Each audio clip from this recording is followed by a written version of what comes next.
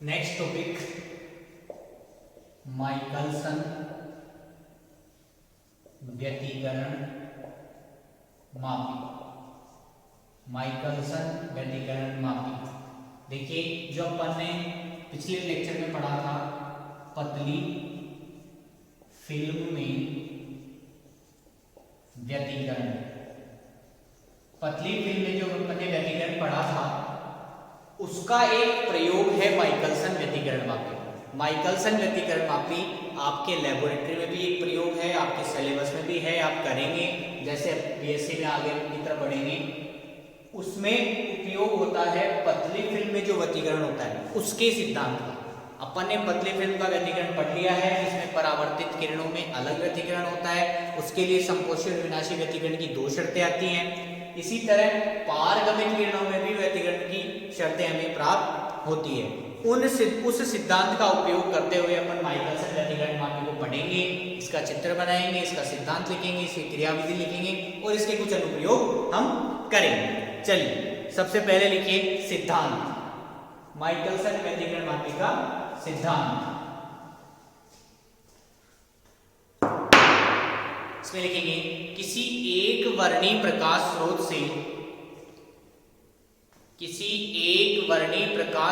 से चलने वाली समांतर किरण पुंज को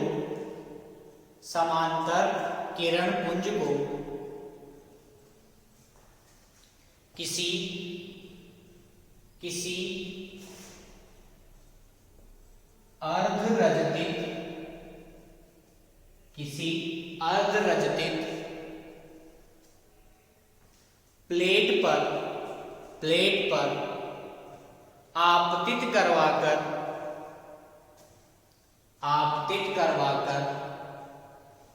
दो भागों में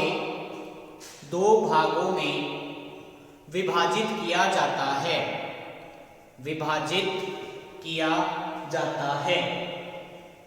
दो भागों में विभाजित किया जाता है, जिसमें से एक भाग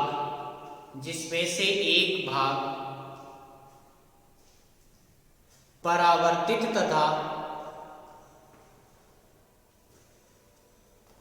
तथा दूसरा भाग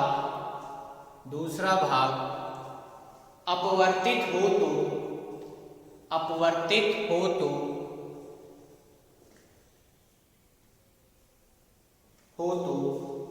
ये दोनों भाग कला संबद्ध होते हैं।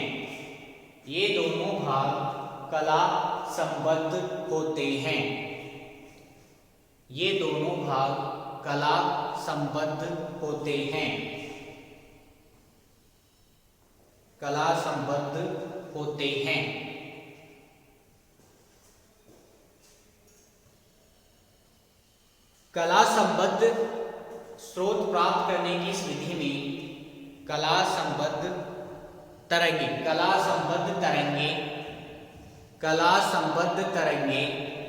प्राप्त करने की इस विधि में आयाम का विभाजन होता है तथा ये दोनों किरणें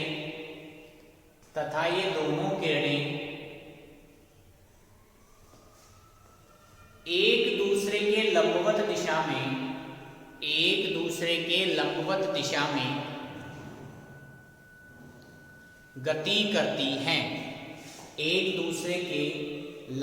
दिशा में गति करती हैं।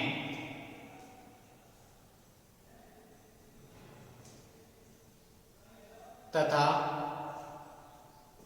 उपस्थित दर्पणों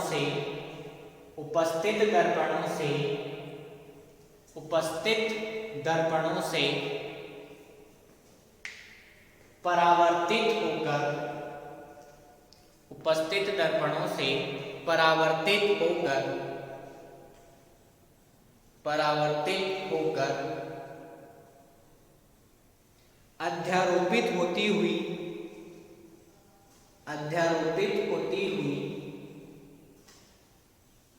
व्यतिकरण प्रतिरूप बनाती है। व्यतिकरण प्रतिरूप बनाती है। व्यतिकरण प्रतिरूप बनाती है। ठीक है, ये हो गया इसका सिद्धांत। सेकेंड लिखेंगे इसका उपकरण। डायग्राम में बना देता हूं। ये एक सोर्स है एक वर्णीय प्रकाश का, उसके जस्ट आगे अपन एक उत्तल लेंस रखते हैं ताकि किरणें समानांतर हो सके।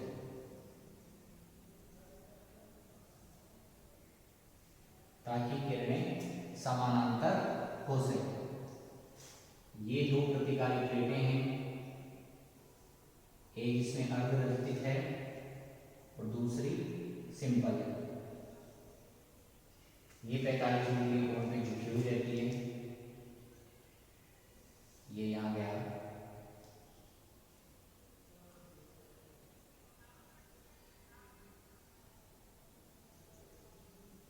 एक दर्पण यहाँ होता है,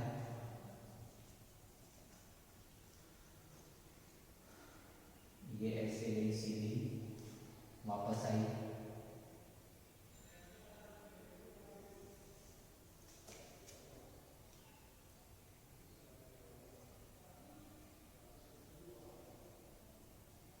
यहाँ पे दूरदर्शी लगी हुई होती है, टेलीस्कोप भी, और यहाँ पे यहाँ से अपन देखते हैं। ये एक दर्पण हो गया M1,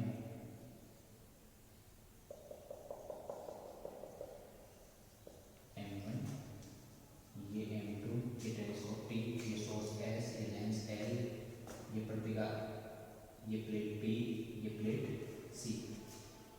ये U गई, इसी दिशा में वापस आ गई, U गई, इसी दिशा में वापस आ गई, U गई। ये बिंदु ऊपर मिलती हैं और व्यतिकरण का प्रतिरूप बनाती है। ठीक है, बनाइए इस डायग्राम को, फिर इसकी कार्यविधि पे चलते हैं। ये आपका हो गया माइकलसन व्यतिकरण मापी। माइकलसन व्यतिकरण मापी।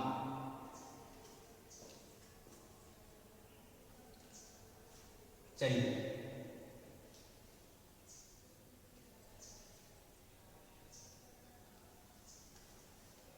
इसमें लिखेंगे अब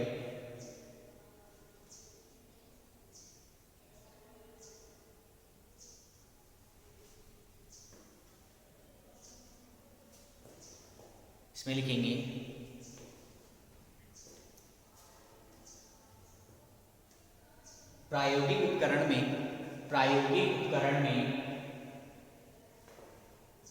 एक वर्णीय प्रकाश स्रोत के आगे उत्तल लेंस रखकर समांतर किरणें प्राप्त की जाती हैं।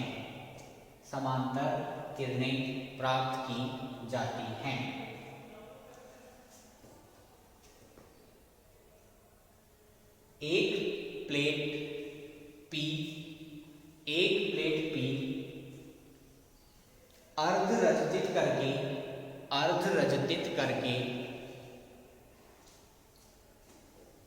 45 डिग्री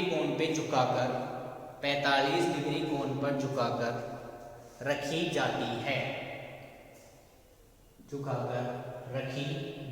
है तथा उसके साथ ही समान पदार्थ व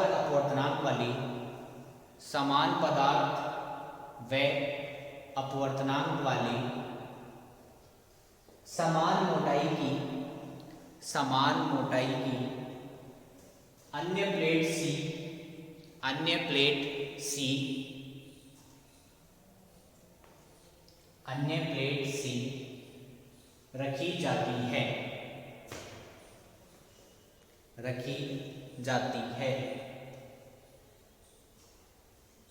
दो दर्पण M1 व M2, दो दर्पण M1 व M2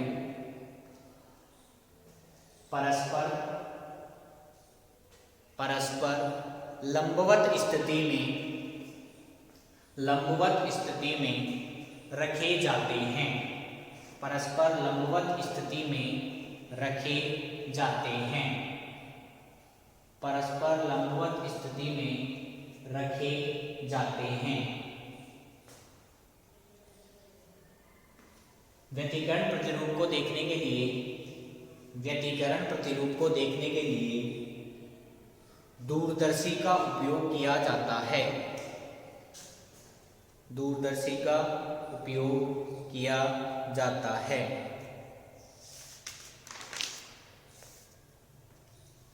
दर्पण M1 को आगे पीछे किया जा सकता है, आगे पीछे किया जा सकता है, तथा दर्पण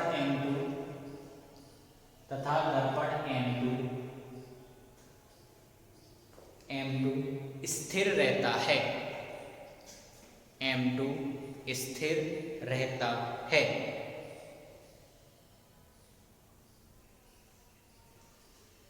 इसके बाद में टॉपिक डालेंगे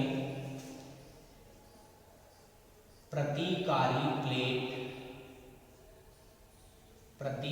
प्लेट सी, जो अपन ने यहाँ सी ले रखी है, प्रतिकारी प्लेट सी का कार्य, प्रतिकारी प्लेट सी का कार्य। देखिए समझा देता हूं। यहां से एक किरण चली, प्लेट पी पे गिरी, परावर्तन इसका हो गया परावर्तन M1 की दिशा में और अपवर्तन M2 की दिशा में, वापस आएगी इसके अंदर से जाएगी। परावर्तित किरण तो इसके अंदर से गुजर रही है, पर अपवर्तित किरण इसके अंदर से नहीं गुजर पाएगी, क्योंकि O बिंदु पे तो व्यतिकरण प्रतिरूप ही मिल रहा है, वापस से कहां पे आएगी? ठीक है, तो परावर्तित किरण और अपवर्तित किरण के मध्य का जो पथांतर है उसे बराबर करने के लिए या उसे कम करने के लिए या उसे शून्य करने के लिए कि इनके द्वारा चली गई दूरियां समान हो, उसके लिए हम प्रतिकारी प्लेट सी का उपयोग करते हैं। तो प्रतिकारी प्लेट सी का मुख्य उपयोग क्या है? अपवर्तित व परावर्तित किरणों के मध्य के पथांतर को शून्य करना, ये इसका मुख्य कारण है। ठीक है, लिखिए इसमें प्लेट सी की अनुपस्थिति में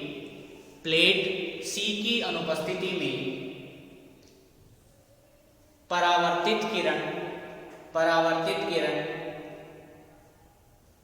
प्लेट पी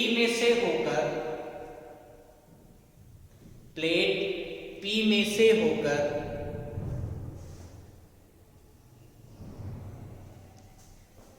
दो बार गुजर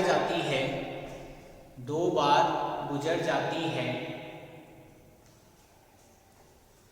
परंतु अपवर्तित किरण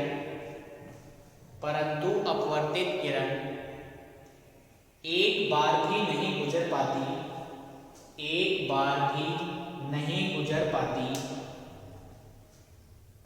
जिसके कारण दोनों किरणों के प्रकाशीय पथों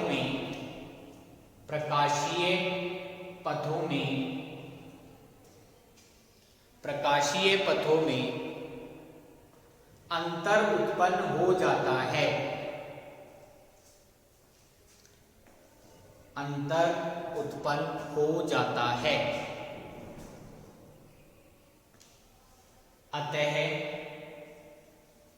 अतः दोनों किरणों के प्रकाशीय पथों में उत्पन्न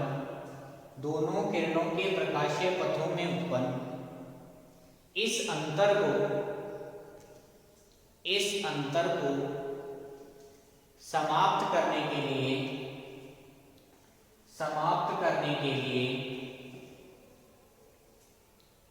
समान मोटाई व समान पदार्थ की, समान मोटाई व समान पदार्थ की प्रतिकारी प्लेट को, प्रतिकारी प्लेट को, प्रतिकारी प्लेट को अपवर्तित किरण के पथ में, अपवर्तित किरण के पथ में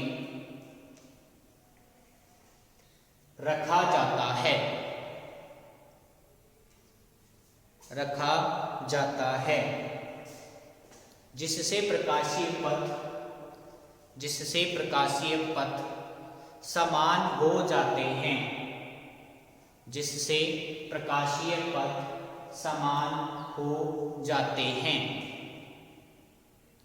जिससे प्रकाशीय पथ समान हो जाते हैं।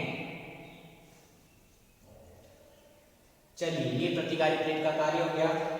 अब इस पे लिखेंगे क्रियाविधि, क्रियाविधि।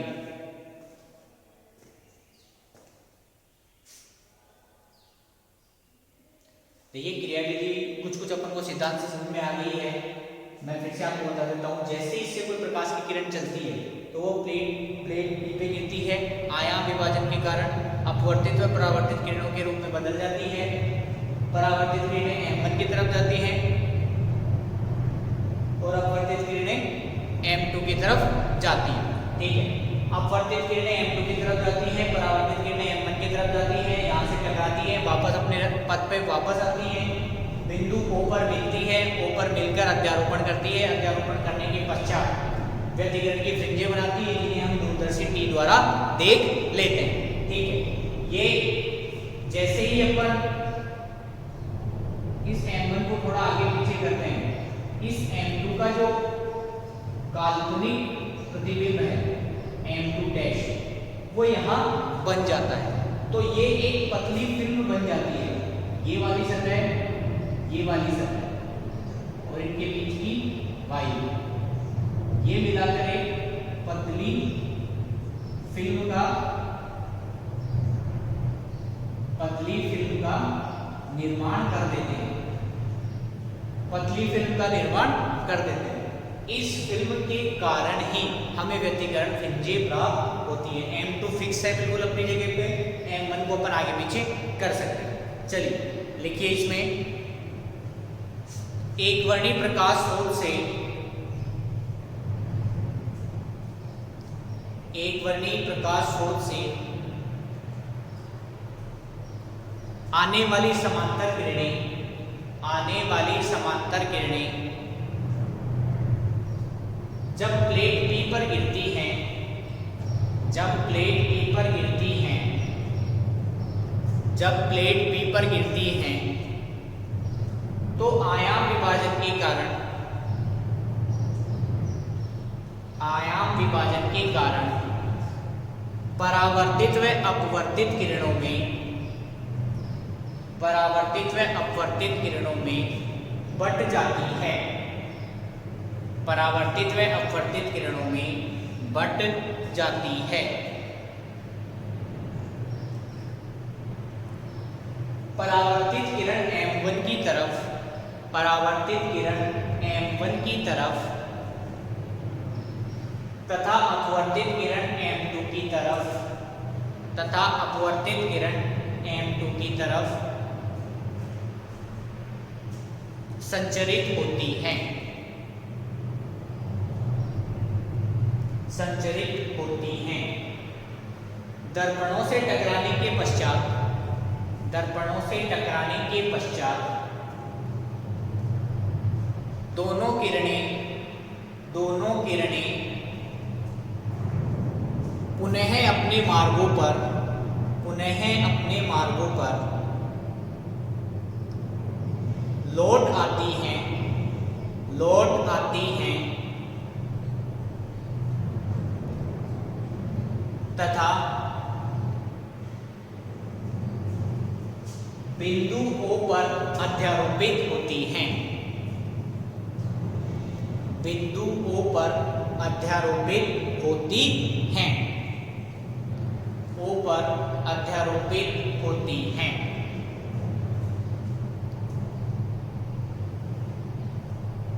दोनों किरणों के कला संबद्ध होने के कारण कला संबद्ध होने के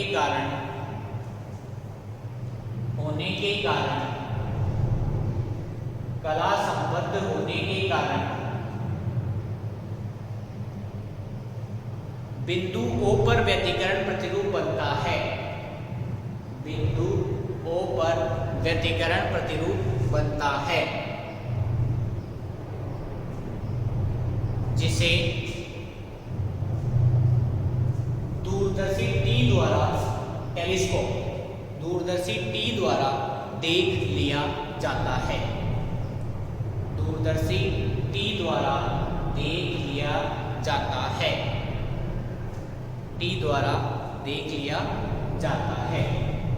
ठीक है, ये इसकी कार्यविधि हो गई। लास्ट लिखेंगे अपन, फिफ्थ जो अपने टॉपिक है वो है फ्रिंजों का प्रतिरूप।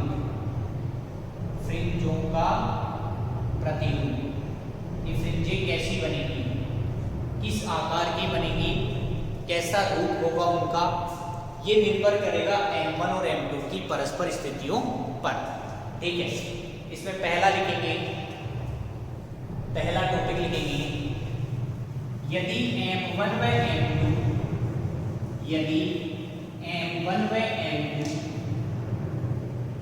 एक दूसरे से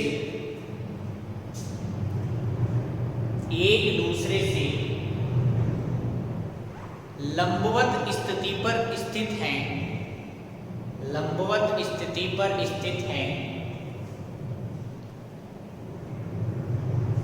तो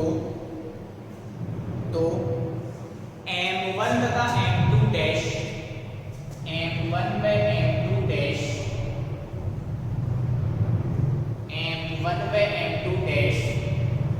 के मध्य बनने वाली वायु की फिल्म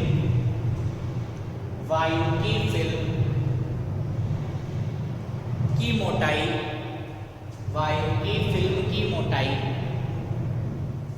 एक समान होती है, जिसके कारण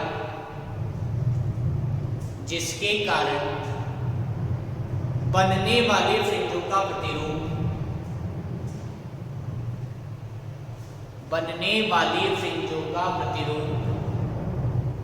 वृत्ताकार होता है।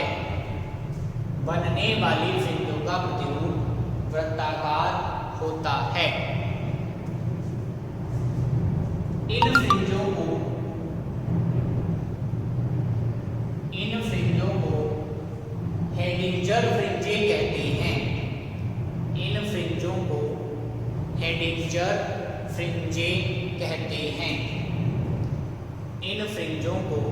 हेडिंजर फ्रिंजें कहते हैं। सेकंड टॉपिक लिखेंगे,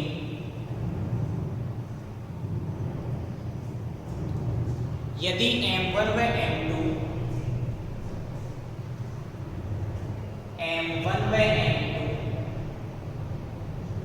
एक दूसरे से किसी अन्य कोण पर स्थित हो, देखिए ये तो हो गया एक दूसरे के लंबवत, और ये हो गया एक दूसरे से किसी अन्य कोण पर। ये M1 है, ये M2 है, ये M1 है, ये M2। ठीक है, तो ये तो हो गया लंबवत। इसमें तो बनेगी वृत्ताकार फ्रिंजें।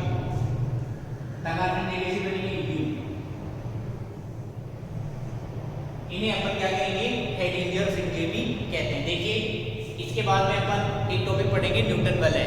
तो उसमें माइकलसन व्यतिकरणमापी में और न्यूटन वलय में जो अंतर है वो एक इम्पोर्टेंट क्वेश्चन है, वो आता भी है। तो उसमें ये भी एक अंतर है कि इससे बनने वाली फ्रिंजों को अपन हेडिंजर फ्रिंजें कहते हैं, और उससे जो फ्रिंजें बनेंगी उन्हें अपन फ्रिंजो फ्रिंजें कहेंगे। ठीक है, तो ये भी एक उनमें अंतर है। अगर M1 और M2 किसी एक अन्य कोण पे स्थित हैं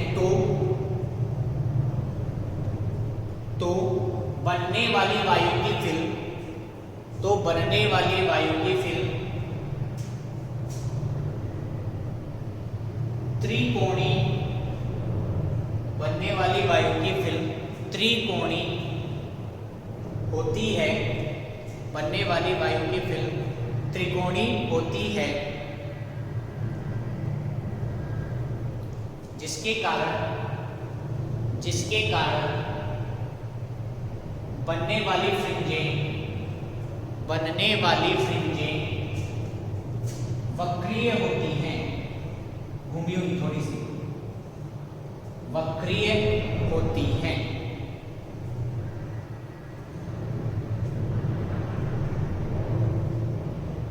वक्रीय होती हैं। इसके बाद में लिखेंगे थर्ड।